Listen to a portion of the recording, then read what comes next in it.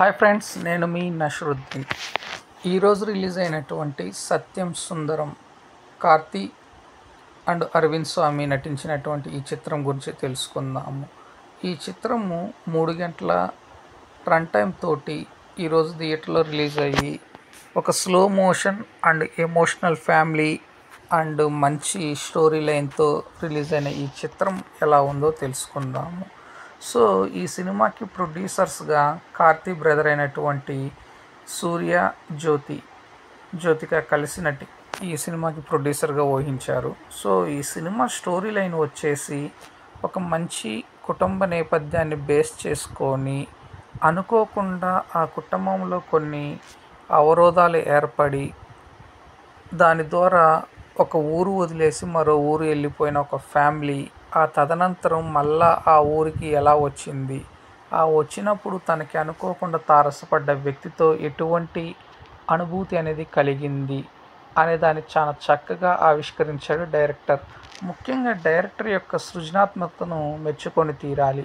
ఇటువంటి కథ నేపథ్యం కథనం తీసిన తీరుని చాలా చక్కగా ఆవిష్కరించాడు డైరెక్టర్. అట్లానే స్టార్ హీరోలు అయినప్పటికీ వారి యొక్క సృజనాత్మకత విశ్లేషణను పరిగణలోకి తీసుకొని వారు ఈ సినిమాలో నటించటం చెప్పుకోదగ్గ విషయం అని చెప్పాలి. ముఖ్యంగా కార్తీ అరవింద్ స్వామి ఈ సినిమా స్టోరీ లైన్ని ఏ విధంగా అంచనా వేసి యాక్సెప్ట్ చేశారో కానీ ఇది మంచి ఒక family entertainer and fun movie అని చెప్పాలి.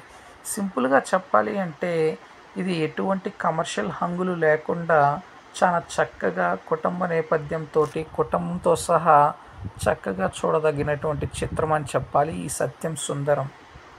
ఇకపోతే ఈ సత్యం సుందరం స్టోరీ లైన్ వచ్చేసి గతంలో తన పెరిగి పెద్దయినటువంటి ఊరిలో అనుకోకుండా కొంతమంది మోసం చేయటంతో ఆ ఊరు వదిలేసేసి వైజాగ్ వచ్చి స్థిరపడిన వ్యక్తి అనుకోకుండా ఒక 30 సంవత్సరాల తర్వాత ఒక పెళ్ళి విషయమై తను మోసపోయిన ఊరికి తిరిగి రావటము, అనుకోకుండా అక్కడ బావ అని ఒక వ్యక్తి పరిచయం అవటము, ఆ పరిచయంతో ఎటువంటి అనుభూతికి లోనయ్యాడు అనే దాన్ని చాలా చక్కగా చూపించాడు. ఆ బావ క్యారెక్టర్ ప్లే చేసిన కార్తీ కానీ, ముఖ్యంగా అరవింద్ స్వామిని కీ రోల్ని బేస్ చేసుకొని కార్తీకి లింక్ చేసిన సన్నివేశాలు, వారిద్దరి మధ్య జరిగే సంఘర్షణ సన్నివేశాలు, భావోద్వేగమైన సన్నివేశాలు, అట్లానే వాళ్ళ మధ్య జరిగే ఫన్ చాలా చక్కగా ఆవిష్కరించిన డైరెక్టర్ వారి మధ్య ఒక బాండింగ్ అనేది చివరిలో ఏర్పాటు చేసి చూపించిన విధానాన్ని మట్టికి మెచ్చుకొని తీరాలి. ఇది ఒక మంచి ఫ్యామిలీ ఎంటర్టైనర్గా రన్ అవుతూ చివరికి వచ్చే తలకి ఒక ఫ్రెండ్షిప్ మంచి రిలేషన్ పాయింట్ ఆఫ్ వ్యూలో రన్ అవుతుంది, కన్క్లూజన్ అవుతుంది. సో ముఖ్యంగా ఇందులో చెప్పుకోదగ్గ సన్నివేశాలు ఏమైనా ఉన్నాయా అంటే అందులో కార్తీ అరవింద్ స్వామి మధ్య వచ్చే సన్నివేశాలు, అలానే అరవింద్ స్వామి తన చెల్లికి ఇచ్చే కొన్ని బహుకరణలు, వాటి మధ్య వచ్చే ఎమోషనల్ సన్నివేశాలు చాలా బాగా ఆకట్టుకుంటాయి.